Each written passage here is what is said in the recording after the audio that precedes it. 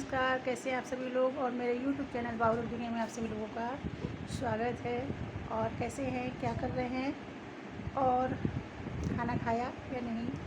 और आज मैं अपने ब्लॉग में एक ऐसे केस के बारे में बात करना चाहती हूँ जो इस समय बहुत ज़्यादा वायरल हो रखा है, बहुत ही ज़्यादा। आप लोग सोचते होंगे कि मैं अपने ब्लॉग में क्या क्या बोलती रहती हूँ, लेकिन मुझे जो चीज़ें थोड़ी सी अजीब सी लगती है मैं उनके बारे में बात करना पसंद करती हूँ कि मैं अपने बारे में इससे बात करना अच्छा लगता है।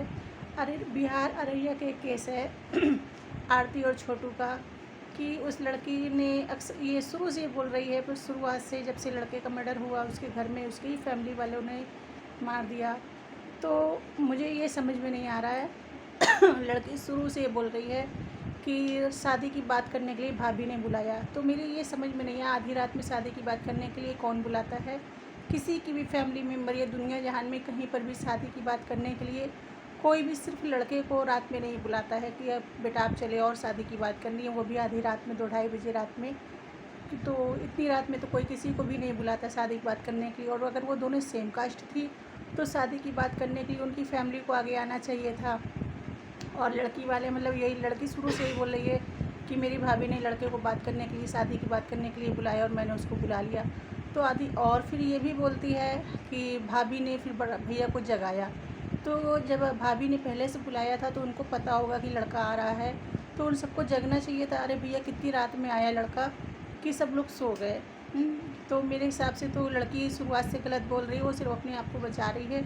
और शुरुआत से उसने बस यही बोला कि मेरी भाभी ने बुलाया, मेरी भाभी ने बुलाया, मेरी भाभी को अरेस्ट करो, मेरी भाभी की फैमिली वालों ने मारा, भाभी के भाई ने लड़के को मारा।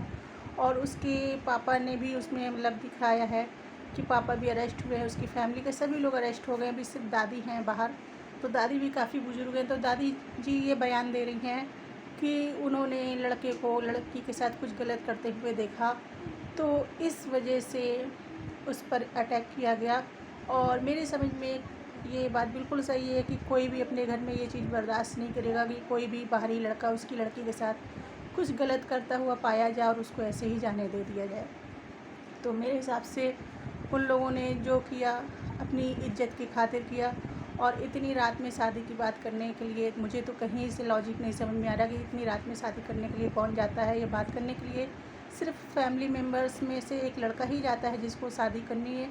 और लड़का मर गया है और लड़की अभी भी बोल रही कि मैं अब उसकी वीडियो बन के रहूँगी, पूरी लाइफ रहूँगी, ये करूँगी वो करूँगी।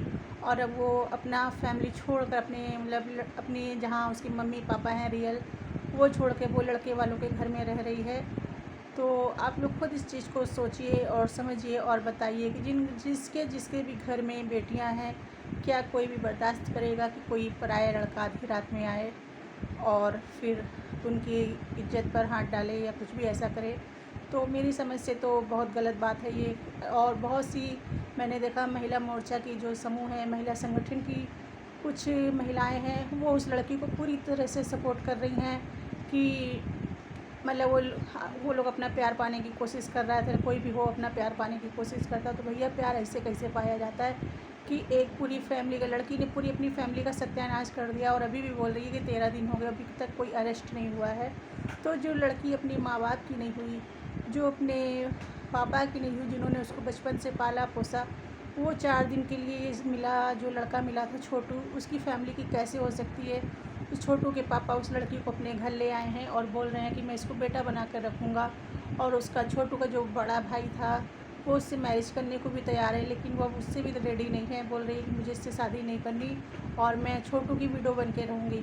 तो ये सब तो 4 दिन की चांदनी है, मुझे तो ऐसा ही समझ के में आता है, क्योंकि ये भी सब 12-13 दिन हुए, जहाँ 2-4 महीने बीतेंगे। तो ये जो भी भूत इनको लड़की को चढ़ा हुआ है आरती को, ये सारा भूत इनका उतर जाएगा और दुनिया की असलियत इनके सामने जब आएगी तो ये इतना पछताएंगी कि इनके सामने मतलब वापस अपने घर जाने का भी कोई रास्ता नहीं बचेगा। वो माँ बाप जिन्होंने इनको बचपन से पाला पोसा, इनके हर नाज नखरे उठाए होंगे, वो आज किस तरह से तिल तिल कर परेशान हो रहे हैं। उनको पुलिस वाले, मीडिया वाले कितना परेशान कर रहे हैं। और सबसे बड़ी चीज़ तो ये मीडिया वाले हैं। मीडिया वालों को तो और कोई काम ही नहीं बचा है कि देश दुनिया की और कोई खबरें नहीं दिखाते। जब भी एफ बी खोलो तो बस छोटू और आरती, छोटू और आरती। तो मेरा तो देख देख के दिमाग ख़राब हो गया है। मुझे तो बहुत गुस्सा आती है ये सब देखकर। तो प्लीज़ आप लोग इस बारे में अपनी राय दीजिएगा, कमेंट करिएगा अगर हो सके तो, और प्लीज़ मेरे चैनल को सब्सक्राइब कीजिएगा। Okay bye.